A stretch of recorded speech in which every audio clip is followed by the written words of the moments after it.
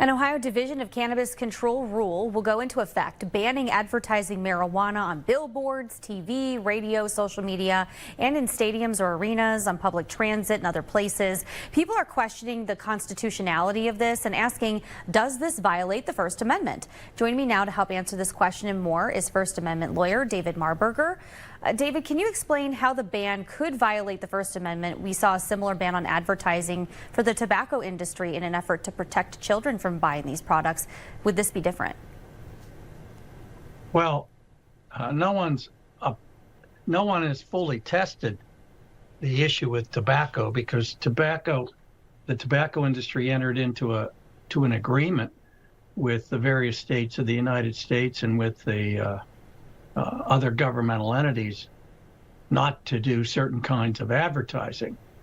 This is different. This is a regulation that says that there shall be no advertising of legal marijuana products to anyone.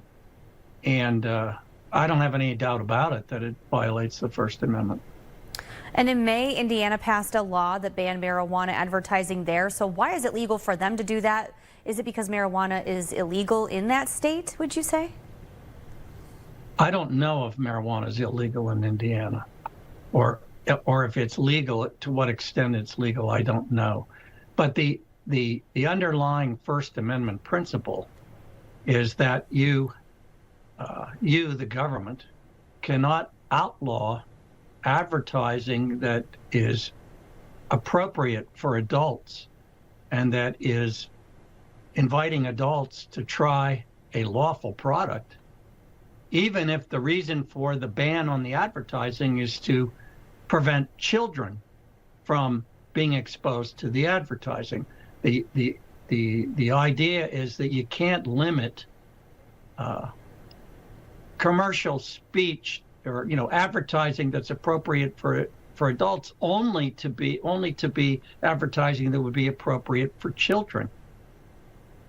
Federally, marijuana is illegal. In Ohio, it is legal, though. So how does the federal law fit into this conversation? Does that make any difference? Well, it can make a difference, although I would say it shouldn't. You mean the fact that the federal government continues to outlaw marijuana? Is that what you're asking me? Yes. Yeah, it shouldn't make a difference, but I understand that some courts think it does. The reason I think it shouldn't make a difference is that when an advertiser, whether it be, let's say hypothetically a marijuana producer or a marijuana seller, or if let's say a billboard company, either one of those wants to challenge the lawfulness of a regulation that bars the advertising of marijuana in a state where the state has said it's legal. Well, it's the state that would oppose that lawsuit. And the state would oppose it by claiming that, well, hey, the federal government makes it illegal. Well, the state shouldn't be in the position. It's the state that legalized marijuana and which then triggered the desire to advertise it to people who can lawfully consume it.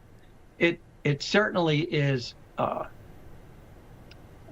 disingenuous, or it should be illegal for the state to try to block advertising of that product on the ground that the federal government makes it illegal, when it's the state who made it legal and the state who then invited people to sell the product and therefore advertise the product. And that's why I think the federal ban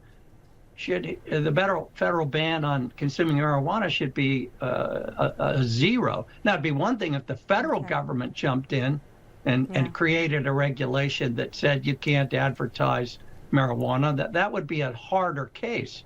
But when it's the state that creates the lawfulness of using marijuana, the state can hardly justify coming in and saying, well, you can't advertise it because the federal government makes it illegal. All right, David, thank you so much for joining us here on 21 News at 5. Appreciate your time. You're welcome.